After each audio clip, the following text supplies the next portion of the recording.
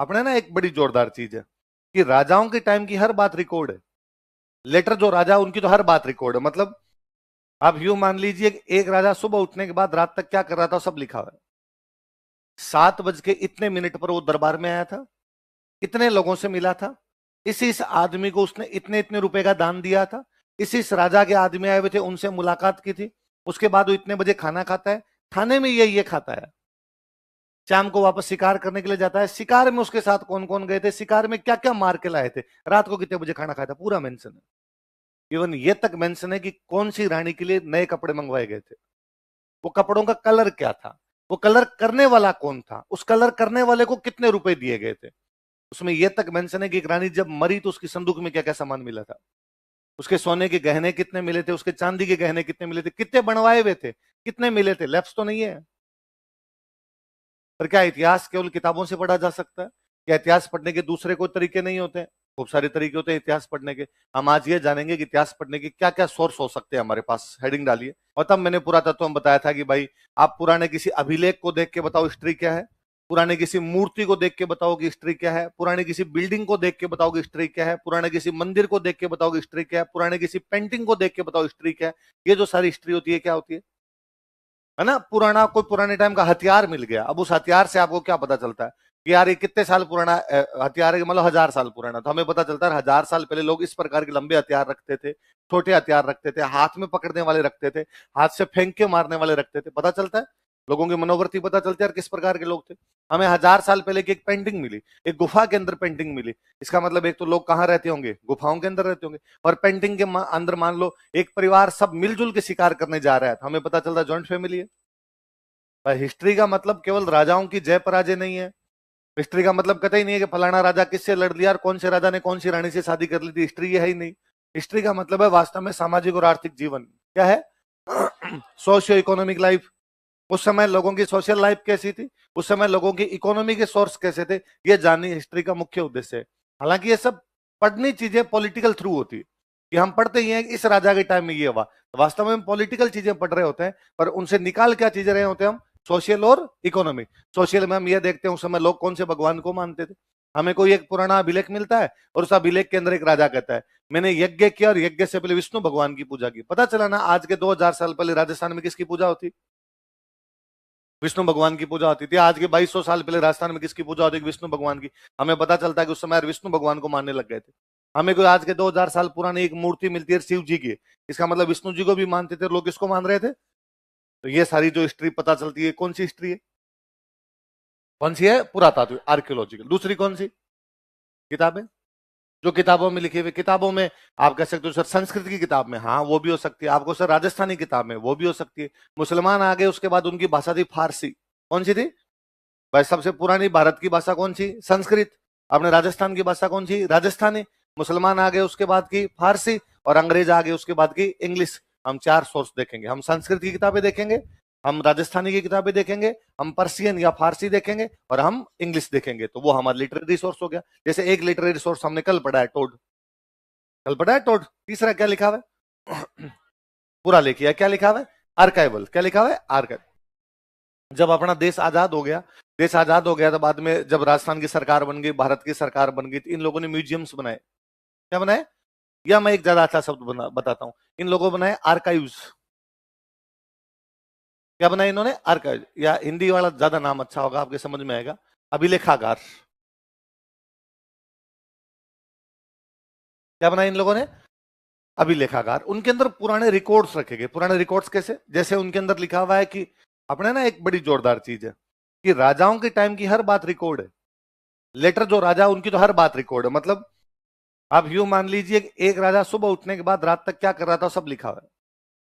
7 बज के इतने मिनट पर वो दरबार में आया था, इतने लोगों से मिला था, इस आदमी को उसने इतने इतने रुपए का दान दिया था, इस राजा के आदमी आए हुए थे उनसे मुलाकात की थी, उसके बाद वो इतने बजे खाना खाता है, खाने में ये खाता है, शाम को वापस शिकार करने के लिए जाता है, शिकार में उसके साथ कौन कौन गए थे, शिकार में क्या क्या मार के लाए थे, रात को कितने बजे खाना खाया था, पूरा मेंशन है।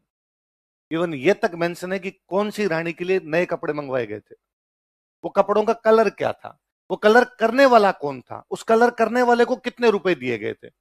उसमें यह तक मेंशन है कि एक रानी जब मरी तो उसकी संदूक में क्या क्या सामान मिला था।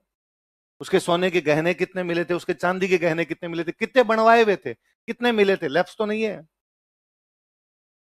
अब यदि आगे रानी के कोई बेटी बेटा है तब तो वो गहने उसको दिए जाएंगे, यदि रानी के बेटा बेटा नहीं है तो राज्य उनको जब्त करे, राज्य उनको काम मिले। ये तक लिखा हुआ कि एक कोई बिल्डिंग बनी, इसमें कितने रुपए लगे हैं।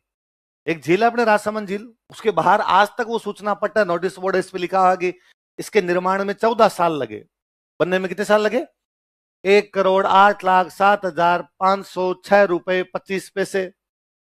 ये तक हिसाब है, पैसे तक का हिसाब है उसमें। और उसमें भी वो कि जो मिट्टी लेके आए थे उनको कितने रुपए दिए, जो ऊंट गाड़ी वाले थे उनको कितने रुपए दिए, जो पत्थरों की गढ़ाई कर रहे थे उनको कितने रुपए दिए, पत्थर गढ़ाई करने वाले लोग कहां से आए थे, सब कुछ मेंशन किया उन्होंने। अब वो जो उनके पुराने रिकॉर्ड्स थे राजाओं के टाइम में, तो राजाओं ने अपने सेफ रखे। अब तो बाद में सरकार ने बनाए आर्काइव्स, क्या बनाए, और उन आर्काइव्स में जाके उनको सेव करने शुरू कर। जैसे आजकल आप कहते हो कि आपके जितने डॉक्यूमेंट्स आप मोबाइल में कहते हो कि डिजी लॉकर है, आप कहते हो मेरे सारे जो डॉक्यूमेंट्स है लॉकर में सेव है, वैसे सरकार ने लॉकर बना दिए जी कुल मिला के। आज ऑनलाइन हो गए, उस समय ऑफलाइन ही थे। बिल्डिंग बनाई, बिल्डिंग में सारे रिकॉर्ड्स रख दिए, ये जयपुर के रिकॉर्ड्स है, ये कोटा के रिकॉर्ड्स है, ये जोधपुर के रिकॉर्ड्स है, ये करौली के रिकॉर्ड्स है, भरतपुर के रिकॉर्ड्स है। वो जो सारा सोर्स है वो भी तो सोर्स है हिस्ट्री जानने का, कि एक राजा की एक रानी ने उस दिन इस प्रकार के कपड़े रंगवाए थे, और कपड़े रंगने वाला ये बंदा था। हमें पता चलता ना कपड़े रंगने वाले लोग अलग हुआ करते थे, उनकी भी कोई जाति हुआ करती थी, वो कपड़े रंगने का ही काम करते थे। उसमें यह तक उनके मेंशन रहता है कि कपड़े का जो रंग है वो किस प्रकार से बनाया गया। हमें पता चलता है पहले नेचुरल कलर बनाते थे, उनको बनाने का तरीका क्या हुआ करता था, या वो कौन सा प्रिंट पहनते थे, वो बंदेज पहनते थे, वो चूंदड़ी पहनते थे, वो लहरिया पहनते थे, किस प्रकार का पहनते थे। हमें उनसे ये पता चलता है कि राजा शादी के लिए तैयार हुआ, उसने मोठड़े की पगड़ी बांधी। कौन सी पगड़ी, इसका मतलब है शादी ब्याह में जो पगड़ियां बांधी जाती है कौन सी होती। अब राजा दशहरे के लिए जा रहा था और उसने मदील की पगड़ी बांध ली थी, इसका मतलब राजा दशहरे पे कौन सी पगड़ी बांधता है, मदील की पगड़ी बांधता है। अब ये क्वेश्चन पूछते हैं मदील की पगड़ी कौन से त्योहार पर बांधी जाती है, दशहरे पे। शादी के टाइम में बांधी जाने वाली पगड़ी को क्या कहते हैं, मोठेड़ा। ये के सवाल है, ये जो सारी जानकारियां ये मिलती है हमें आर्काइव से। कहां से मिलती है, भारत का जो नेशनल आर्काइव है वो है दिल्ली, कहां पर है, और राजस्थान का जो स्टेट आर्काइव है वो है अपना बीकानेर। कहां पर है, भारत का नेशनल आर्काइव कहां पे, और राजस्थान का स्टेट आर्काइव कहां पे, बीकानेर। फिर उसकी यूनिट बना ली उन्होंने, उनका भाई एक उसका सेंटर जयपुर में बना दो, एक सेंटर यहां पर भी बना दो, वो अलग है, पर उसको जो मुख्य आर्काइव बना वो कहां पर है अपना। तो हिस्ट्री जानने के 3 सोर्स हो सकते हैं, बताओ कौन कौन से, पुरातात्विक, साहित्यिक और पुरालेख। लिख लो पहले ये। उत्खनन का मतलब जमीन को खोद के जो कुछ मिले उनसे यदि हिस्ट्री हमें पता चलती है तो वो क्या है। जैसे कालीबंगा खोदा, कालीबंगा खोदा, नीचे नालियां मिली, तो हमें पता चला कि आज के 4500 साल पहले, कितने साल पहले हमारे लोगों ने नालियां बना ली थी। यदि वो ना मिलता, यदि हम जमीन को ना खोदते तो उसके बारे में कोई जानकारी है ना। अपने हरियाणा में एक शहर है जिसका एक्सकेवेशन अब तक भी चल रहा है, राखी गड्डी। कौन सा है, हरियाणा में एक शहर है अपना बनावली। कौन सा शहर है, जब बनावली को हमने खोदा तो हमें वहां से वॉश बेसिन मिला। क्या मिला, हमें पता चला अमीर लोग रहते होंगे तो घरों में उन्होंने क्या बना रखे हैं, वॉश बेसिन तक बनवा रखे हैं। आपने कभी एक शहर का नाम सुना होगा मोहनजोदड़ो, है ना। हमने मोहनजोदड़ो खोदा तो हमें पता चला कि यार उनके सारे मकान पक्की ईंटों के। आज के 5000 साल पहले का शहर है और सारे मकान किसके हैं, पक्की ईंटों के बने थे। हमें पता चला कि लोग किसका इस्तेमाल करते हैं, पक्की ईंटों का। शिव जी की मूर्ति मिल रही है कोई, तो हमें पता चलता है यार शिव जी टाइप के कोई देवता उनके होते होंगे। हो सकता है उनका नाम शिव जी नहीं, उन्होंने और कुछ रख रखा हो, पर देवता तो है। एक मूर्ति मिल जाए इसमें कोई बंदा जैसे बैठा हो जैसे योगा कर रहा हो, तो हमें पता चलता है योग करने वाले लोग भी उस टाइम कोई रहते होंगे। हमें एक मूर्ति मिली है जिसमें एक लड़की डांस कर रही है, उसी प्रकार से नटराज की मूर्ति डांस करती है, तो हमें लगता है उस समय डांस भी लोग करते थे। ये सब चीजें जो आएगी किस में आएगी, बोलो जोर से, है ना। जमीन को खोद के जो कुछ प्राप्त किया जाए वो क्या हो गया आपका उत्खनित प्रोसेस। दूसरा क्या है, अभिलेख समझते हो। आप में से किसी ने कोई अभिलेख देखा है, क्या बात करते हो यार, सबने देखा है। रोडवेज बस स्टैंड के बाद नोटिस बोर्ड नहीं देखा, इस रोडवेज बस स्टैंड का निर्माण अशोक गहलोत के शासनकाल में करवाया गया था। अभिलेख है वो, जो कुछ लिखा हुआ है वो क्या है, अभिलेख। ये डिपेंड करता है लिखा हुआ किस पे। मैं कहता हूं आपने जो नोट्स लिख रहे हो अभिलेख है, आपने कागज पे लिखे कागज लेख है, किसी ने पत्थर पे लिख दिया उसको शिलालेख कह दिया। पत्थर चौड़ा था तो शिलालेख, लंबा था तो स्तंभ लेख, किसी ने गुफा के अंदर जाके लिख दिया तो गुहा लेख। जहां कुछ भी कोई दीवारों पर इस प्रकार लिखा हुआ है वो ज्यादातर चीजें क्या आपकी। अच्छा, अभिलेख एक बड़ी जोरदार चीज है। किताबों की जानकारी गलत हो सकती है, अभिलेखों वाली गलत नहीं है। कारण कि बुक तो ये हो सकती है कि घटना हुई आज, आज कोई इंसिडेंट हुआ और आज के 200 साल बाद कोई बुक लिखे। मैं गांधी जी पर बैठ के बुक लिखूं, गांधी जी की आज के 75 साल पहले मृत्यु हो गई, तो मैं चीजें इधर उधर से पढ़ के लिखूंगा, सुन के लिखूंगा चीजें, हो सकता है थोड़ा हेर फेर आ जाए उन चीजों के अंदर। अभिलेख उसी समय के हैं जिस समय वो घटना हुई थी। अच्छा, जब घटना होती है तब आदमी उसके बारे में ये नहीं सोचता कि इसके बारे में क्या लिखवाना क्या नहीं करना, तब वो घटना ही लिखवाता, इंसिडेंट लिखवाता कि यार ये हुआ है, लिख दो। हो सकता है 100 साल बाद में उसके बारे में अच्छी बुरी बातें हैं, यार इसके बारे में बुरा क्यों लिखे, अच्छा ही लिखे, इसके बारे में अच्छा क्यों लिखे, बुरा ही क्यों लिखे। तो बाद में हेरफेर हो सकती है, लेकिन अभिलेखों में ज्यादा कोई हेरफेर नहीं। अभिलेख हमें दो चीज बताते हैं। हाँ, एक ही चीज है, लेख लिख ले, इसको अभी हटा दे। जो कुछ लिखा हुआ वो अभिलेख है। अब ये पत्थर पे होते तो शिलालेख, लंबे पत्थर पे होते तो स्तंभ लेख, गुफाओं के अंदर लिखे होते हैं गुहा लेख, तांबे पे लिखे होते हैं ताम्र लेख। ये की मतलब, अब दो चीजें पता चलती है। एक तो जब कभी किसी ने कोई इंस्क्रिप्शन खुदवाया उसके ऊपर तारीखें लिखी है। मैं आज खुदवा रहा हूं तो आज की क्या लिखूंगा, डेट, तो डेटलाइन एकदम सही मिलती है। वरना क्या है, बुक आज के 200 साल बाद में लिखी गई, डेटलाइन ऊपर नीचे हो सकती है कि वो कहेगा यार जहां तक मुझे आता था अगस्त के महीने की बात है, और हो सकता है वो सितंबर की हो सकता है वो नवंबर की हो गया यार मुझे याद आता है 1282 की बात है, क्या पता 84 की हो, 86 की हो, पर अभिलेख तो जब घटना हुई है तब का है, तो एग्जैक्टली डेट है। तो दो चीजें पता चलती है, एक तो उसी टाइम के हैं तो कंटेम्पररी है, एक उनसे डेट पता चलती है तो डेट लाइन हमारी एकदम से डिसाइड हो जाती है। तो इतिहास जानने का सबसे वो सटीक सोर्स कोई होता है, एक्यूरेट जो ज्यादा चीजें बताता है, वो कौन सा होता है। आगे क्या लिखा हुआ है, क्या लिखा हुआ है, ताम। हमारे सबके पास गांव के अंदर जमीन है या शहर के अंदर अपने कोई प्लॉट होता है, तो अपने क्या पता ये प्लॉट अपना ही है। आपको सर कागज होते हैं हमारे पास, कौन देता है कागज, राजस्थान की सरकार देती है, भारत की सरकार देती है। क्या कहते हैं उन कागजों को, आपको जो पट्टा, हमारे पास जमीन का पट्टा है, हमारे पास प्लॉट का पट्टा है।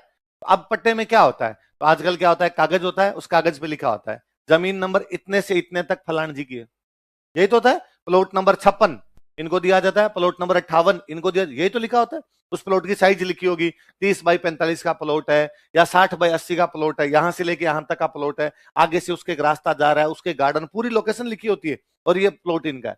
अब उस प्लॉट पे आपके दूसरा कोई कब्जा नहीं कर सकता, और यदि कोई कब्जा करता तो आप सरकार के पास जाओगे कि भाई साहब ये आपका पट्टा, आपने कहा था मेरी है, फलान जी कब्जा करके, पुलिस आके उनके डंडे मारेगी, आपको आपका प्लॉट दिलवाएगी। यही तो होता है।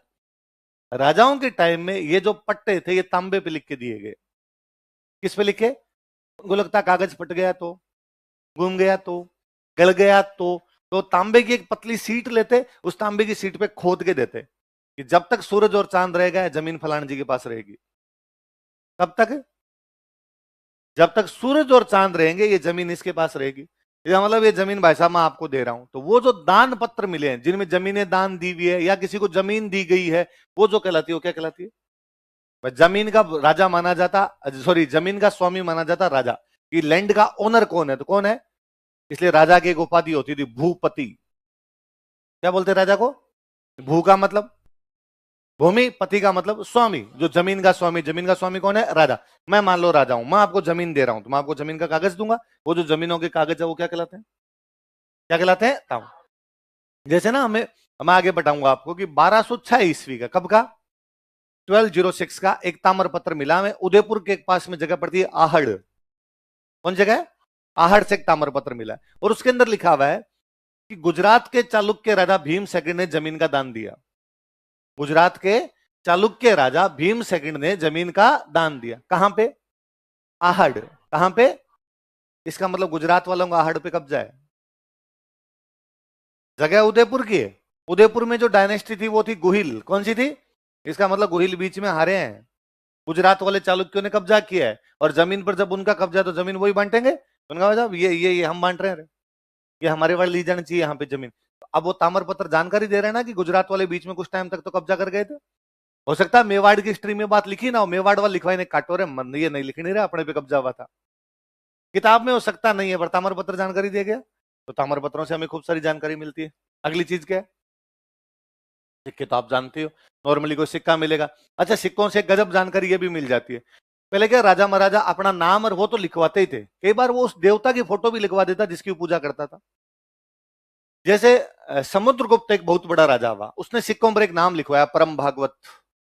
क्या लिखवाया, भागवत मतलब विष्णु भगवान होते हैं, भागवत मतलब परम मतलब सबसे बड़ा, मैं विष्णु भगवान का सबसे बड़ा भक्त हूं, इसलिए मेरा नाम क्या लिख दिया जाए, परम भागवत नाम लिख दिया जाए। तो हमें पता चलता है कि जो गुप्त राजा थे वो कौन से भगवान को मानते, और पहले ये कहते थे यथा राजा तथा प्रजा, जैसा राजा होता है वैसी क्या हो जाती है जनता। इसका मतलब जनता भी उस टाइम में कौन से भगवान को ज्यादा मानती होगी, और विष्णु को मानने वाले वैष्णव, विष्णु को मानने वाले, इसका मतलब उसमें वैष्णव लोग थोड़े ज्यादा थे, बाकी वाले थोड़े, बाकी भी रहे होंगे पर ज्यादा संख्या किसकी रही होगी, समुद्रगुप्त का। तो और बड़ा गजब, समुद्रगुप्त के पिताजी का नाम था चंद्रगुप्त।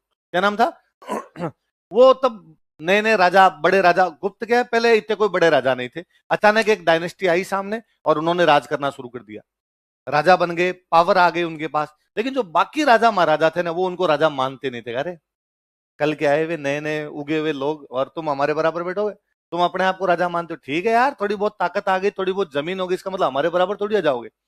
इसलिए गुप्तों को लगता था कि यार राजा तो बन गए, पावर भी आ गई, लेकिन फिर भी लोग अपने को बराबर मानने के लिए तैयार है। क्या किया जाए जिससे लोग अपने को यूं थोड़ा मान ले कि ये भी राजा है। तो क्या कोई पुराने राजा है उनमें अपने शादी ब्याह हो जाए, तो पुराने बड़ों को लगेगा कि लो साहब हम तो आपके साथ के ही लोग हैं। और उस समय एक डायनेस्टी हुआ करती जो किसी टाइम में बहुत पावरफुल थी पर उस टाइम कमजोर हो रही थी, वो थे लिच्छवी। कौन थे, और लिच्छवी बड़े ही सम्माननीय इज्जतदार लोग थे एकदम। और चंद्रगुप्त ने जाके लिच्छवियों की एक राजकुमारी से शादी की, कुमार देवी। क्या नाम था, उसने सिक्कों पे लिखवाया मैंने कुमार देवी से शादी की है, ताकि सबको पता चले कि भाई साहब आप भड़के आदमी नहीं है, हमारी शादी किसके अंदर हो रखी है, लिच्छवियों में हो रखी है। लिच्छवियों की कौन सी राजकुमारी से। अब चंद्रगुप्त का कुमार देवी का जो बेटा हुआ उसका नाम है समुद्रगुप्त। क्या नाम है, नॉर्मली आपसे को पूछता है कि तुम कौन हो तो पापा का नाम बताते हो, ये कहते हो साहब मैं फलान जी का बेटा हूं, मम्मी का थोड़ी बताते हो। भारत का सिस्टम पितृ सत्तात्मक है, हम पिता का नाम बताते हैं, हम उनकी संतान है, दादाजी का नाम बताते हैं। समुद्रगुप्त ने अपने सिक्कों में लिखवाया मैं लिच्छवियों का दोहिता हूं। किसका दोहिता हूं, मेरी माँ कुमार देवी, पापा बाद में बता दूंगा नाम, पहले मम्मी का नाम सुनो तो। मम्मी मेरी कौन है, कुमार देवी। मेरे नाना जी लिच्छवी है भाई साहब, वो सुनो तुम। तो उन्होंने अपने सिक्कों में लिखवा रखा लिच्छवी दोहित्र। हमें पता चलता है कि यार इन चीजों की कितनी वैल्यू थी कि वो लिच्छवी, और इससे यह पता चलता है कि लिच्छवी कितने महान रहे होंगे कि एक राजा सिक्कों पे भी लिखवाता कि मैं किसका दोहिता हूं। तो सिक्के बड़ी गजब गजब जानकारियां दे जाते हैं हमें। अच्छा, कई बार जैसे अपने टोंक के पास में एक जगह पड़ती है रेड, कौन जगह है, हम आगे पढ़ेंगे, रेड नाम की एक जगह टोंक के पास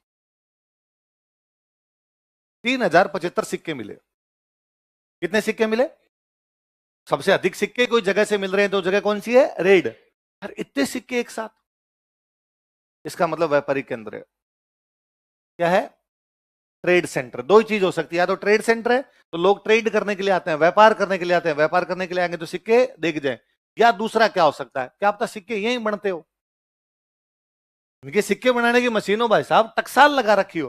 तो या तो टकसाल, टकसाल समझते हो, जहां पे सिक्के बनते हैं उसको क्या बोलते हैं, टकसाल, या इंग्लिश में बोलते हैं मिंट। हिंदी में तो क्या कहते हैं, टकसाल, इंग्लिश में क्या कहते हैं। या तो सिक्के बनते हैं यहाँ पे, आरबीआई इधर ही है उनका, और या वो व्यापार करते हैं, इस चक्कर व्यापार के वहां पर सिक्के आए, तो इनसे ये चीजें पता चलती है। सिक्के खूब सारी नई जानकारियां देते हैं अपने को। आगे क्या लिखा हुआ, क्या है, स्थापत्य। आप नोटिस कीजिए कभी, राजस्थान स्थापत्य का मतलब आर्किटेक्चर, किले है ना, किले मंदिर महल मकान में जो भी बना हुआ है, आप कभी नोटिस कीजिए राजस्थान में अपने खूब सारे किले हैं, सारे किले पहाड़ों के ऊपर है, कहीं पहाड़ ही नहीं है, जैसे बीकानेर में पहाड़ है ही नहीं तो वो ऊपर कहां से बनाते, जमीन भी बनाना पड़ेगा। बाकी चित्तौड़गढ़, कुंभलगढ़, मेहरानगढ़, जैसलमेर, आमेर, जयगढ़, मेहरानगढ़, गागरोन, रणथंभौर, कुंभलगढ़, सारे के सारे किले किस पे हैं? ये बताते हैं कि सिक्योरिटी ज्यादा जरूरी थी, कि दुश्मन किले के अंदर घुसना नहीं चाहिए, इसलिए ऊंचे बनाए गए किले। आप और नोटिस करेंगे, मैं कई बार क्लास में बच्चों से पूछता हूं कि जैसलमेर का जो किला है वो 1155 में बनाया गया। कब बनाया गया, 900 साल हो गए, आज 2025 चल रहा है, 30 साल कम मान लो 2055 के अंदर, वरना तो पूरे पूरे वो 900 साल हो जाते हैं अपने, तो आप 900 में से 30 साल और कम कर लो तो 870 साल तो हो गए। कौन सा किला बने हुए, जैसलमेर किला, कितने साल हो गए, 900 साल मान लो ना कि 900 साल हो गए उस किले को बने हुए। 900 साल बड़ा किला है, नहीं देखा होगा तो फोटो तो देखी होगी, खूब बड़ा सा किला पहाड़ के ऊपर। इतना बड़ा किला बनाने के लिए रुपए कहां से लाए, तो अपने कहते हैं कि साहब राजा था, राजा के पास तो रुपए होते ही हैं। तो राजा के पास रुपए कहां से आते हैं, टैक्स। टैक्स किस चीज से लेता है, जनता से। जनता से किस बात का टैक्स लेता है, कि खेती करती है जनता, तो खेती का तो जैसलमेर में आज भी नहीं होती। खेती तो वहां अभी भी नहीं होती, तो पहले तो और भी कम खेती होती होगी, और कम खेती होती तो जनता के पास जब होता ही नहीं है तो टैक्स लेगा किसके? भाई मेरे पास 100 क्विंटल बाजरा हुआ, तो राजा ने कहा 30 बोरी मेरे को दे, मेरी हुई 3, तो एक राजा ले जा, और उससे तेरे किला बनता तो बना। तो फिर स्टूडेंट कहता है सर इंडस्ट्री उद्योग धंधे रहे होंगे, वो तो पूरे राजस्थान में नहीं है, इंडस्ट्री तो आज भी नहीं है अपने। तो फिर तीसरा क्या है? किसे ट्रेड, 3 चीज होती है, एग्रीकल्चर होती है, इंडस्ट्री होती है, तीसरा क्या होता है? ट्रेड। ट्रेड किसका हो सकता है? या तो जो एग्रीकल्चर में होता है उसका, या जो इंडस्ट्री में होता है उसका। या तो भाई मेरे खेत में कुछ हुआ, कपास हुई, मैंने कपास का ट्रेड किया, या मेरे इंडस्ट्री में कुछ मैंने कपड़े बनाए तो मैंने कपड़े का ट्रेड किया। जब आपके एग्रीकल्चर नहीं है, जब आपके इंडस्ट्री नहीं है, तो ट्रेड करोगे किसका भाई साहब? तो अब ये ट्रेड रूट पे थे अपने वाले, है ना। यदि किसी को दिल्ली से सिंध जाना होता, पाकिस्तान में एक जगह पड़ती है सिंध, दिल्ली से सिंध जाना होता तो बीच में क्या आता? जैसलमेर। तो अब जैसलमेर राजा दोनों से टैक्स लेता, दिल्ली से सिंध जाने वाले मुझे टैक्स दो, सिंध से दिल्ली जाने वाले मेरे को टैक्स दो। उस टैक्स से बनाए हमने, वो एक मुख्य सोर्स हुआ करता है इकोनॉमी का। कहने का कुल मिला के मतलब है राजस्थान के सारे किले ट्रेड रूट्स पर है। दिल्ली से मालवा जाना हो, दिल्ली से गुजरात जाना हो, चित्तौड़गढ़ आएगा, रणथंभौर आएगा, कुंभलगढ़ बीच के अंदर आएगा आपका। दिल्ली से सिंध की तरफ जाना हो, ये जैसलमेर आएगा। इवन दिल्ली से अफगानिस्तान तरफ जाने का जो रूट था उसमें बीच में बीकानेर था। अब बीकानेर क्रॉस करके बाद में अफगानिस्तान की तरफ जाया करते थे। तो बाद में बीकानेर आएगा, तो बीकानेर के राजा ने कहा मेरे को टैक्स दे के जाओ। हमें इनकी लोकेशन बताती है कि यूं ही नहीं बना दिए, एक दिन राजा को जी में आएगी, ये पार्ट ठीक है ना, खोद दो भाई साहब, इस पे बना देता हूं ना। उसने कहा जो रूट है उस पे बनाया जाए। हमें 2 चीज बता रहे हैं, सिक्योरिटी, यूटिलिटी, उपयोगिता है उनकी, ऐसे ही नहीं बनाए गए हैं। वो वहीं पर क्यों बनाया गया, इसमें अपने आप में बड़ी लॉजिक है उनके अंदर चीजें। दोनों चीजों का ध्यान रखा हो। आप चित्तौड़गढ़ का किला देखने जाइए कभी, उस किले के अंदर खेती होती, किले के अंदर अंदर खेती है किले के। इसका मतलब उनको पता था अटैक होगा तो पब्लिक को अंदर शिफ्ट करनी पड़ेगी। वो बताते हैं कि ये किले ज्यादातर उस समय बने हैं जिस समय क्या हो रहे होंगे, अटैक हो रहे होंगे। तो राजा ने कहा जनता को अंदर शिफ्ट कर लो, अंदर खाएंगे क्या, खेती करो। 84 तालाब है उस किले में, 84 पॉन्ड। जब सारी पब्लिक अंदर शिफ्ट हो जाएगी, पानी कहां से पियोगे? अंदर ही बनाओ साहब तालाब, और हर किले में पानी की व्यवस्था है। आप जैकेट देखने जाइए कभी, टांके टांके बने हुए हैं, पानी की टांके टांके उसके अंदर खूब सारे। ये सब उन चीजों का ध्यान रखा। तो आर्किटेक्चर हमें बताता है कि ऐसा बना क्यों, इसके बनने के पीछे लॉजिक क्या था। आप और चीज नोटिस कीजिए, आप आमेर के किले को देखिए, आमेर के किले को देखोगे बहुत सुंदर है ना। क्योंकि आमेर की उस समय अकबर के साथ संधि थी, इसलिए अटैक का डर नहीं था, इसलिए बहुत सुंदर बनाया। आप चित्तौड़गढ़ किले को देखिए, उसमें कुछ ही सुंदर नहीं है। उसमें बड़ी बड़ी दीवारें बना दी, ऊंचा सा बना दिया, क्योंकि उन्होंने कहा कि ना अपने को सिक्योरिटी ज्यादा जरूरी है, इन्होंने कहा ब्यूटी ज्यादा जरूरी है। 3 चीजें होती है किलों में, सिक्योरिटी, यूटिलिटी, ब्यूटी। वो हमने सुंदर बनाए, वो हमने उपयोगी बनाए, वो हमने सुरक्षा की दृष्टि से बनाए। अब वो ज्यादा है, कहां पर सिक्योरिटी ज्यादा है, कहां पर यूटिलिटी ज्यादा है, कहां पर ब्यूटी ज्यादा है, वो उस समय की कंडीशन से पता चलता है। तो बिल्डिंग्स बहुत कुछ बताती है, इस प्रकार की बिल्डिंग क्यों बनाई गई वहां पर। तो ये सब चीजें हमें कहां से पता चलेगी? किसे? स्थापत्य कला। अगली क्या है?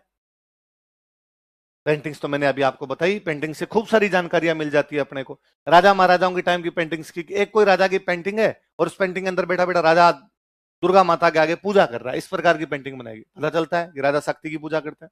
बाहर सेना खड़ी है और इधर दुर्गा माता की पूजा, इसका मतलब राजा युद्ध में जाने से पहले दुर्गा माता की पूजा कर रहा है, इसका मतलब युद्ध में जाने से पहले देवियों की पूजा करते होंगे। इन बातों की जानकारी मिलती है। हमें कोई पुरानी पेंटिंग मिलती है, उन पुरानी पेंटिंग के अंदर कोई शिकार के दृश्य है, इसका मतलब उस समय लोगों का जो मुख्य कोई रहा होगा उनके जीवन यापन का, तो वो क्या रहा होगा, हंटिंग रहा होगा, वो शिकार करने जाते होंगे, उसी को मार के खाते होंगे। खूब सारी बातें पता चलती है अपने को। ये चित्रकला लास्ट कौन सी? मूर्तियां कैसे बनाई हुई, मूर्तियों के बनाने के तरीके क्या उनके, मूर्तियां ज्यादा किसकी है। जैसे जो सिंधु घाटी सभ्यता का जो टाइम है, इंडस वैली सिविलाइजेशन की है, उनमें ज्यादातर मूर्तियां देवियों की है, देवताओं की नहीं है। ज्यादातर किसकी है? इससे पता चलता है महिलाओं की चलती होगी, समाज में चलती किसकी होगी? तो उनका हमारी बनाओ रे, ये पुरुषों की छोड़ो, तुम काम करो जाओ। तो मातृत्वात्मक समाज है, महिला प्रधान समाज है, जानकारी मिल रही है उन सब चीजों से। तो ये सब चीजें जो है ये कैसी चीजें? आर्कियोलॉजिकल। कैसी है? पुरातात्विक। कैसी चीजें? तो हमें आर्कियोलॉजिकल सोर्स देखने हो तो हमें क्या क्या देखने चाहिए? उत्खनित पुरावशेष, अभिलेख, ताम्रपत्र, सिक्के, स्थापत्य कला, उतारो।